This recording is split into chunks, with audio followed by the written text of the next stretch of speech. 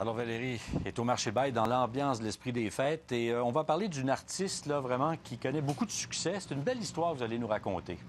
Ce sont des œuvres splendides et l'artiste se nomme Isabelle Regout. On la connaît bien ici comme la peintre du regard. Donc, il y a une de ses œuvres qui a été sélectionnée pour être exposée au Musée des beaux-arts de Chartres en France.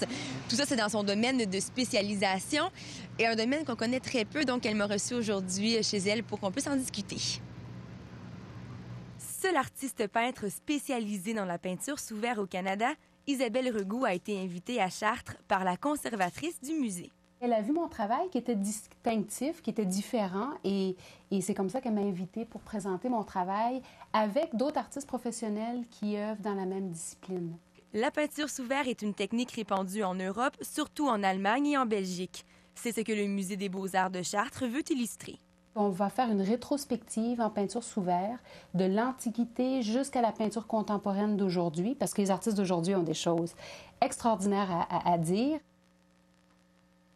On va voir une modulation dans le type d'œuvre. On va voir tout ça présent et se côtoyer à Chartres. C'est extraordinaire. L'œuvre de Regout sélectionnée par le musée dépeint une réalité typiquement québécoise, celle d'un trappeur qui va vendre ses fourrures. Cette œuvre relate un morceau de notre histoire, mais qui est encore contemporaine, parce que ça se passe encore.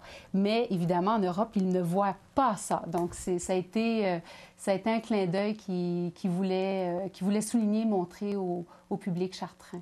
La Gatinoise ira non seulement présenter son œuvre, mais aussi donner une formation sur la conservation des œuvres. La peinture sous verre, comment peut-on trouver un moyen de la rendre robuste? Tout en la protégeant et en la gardant pérenne.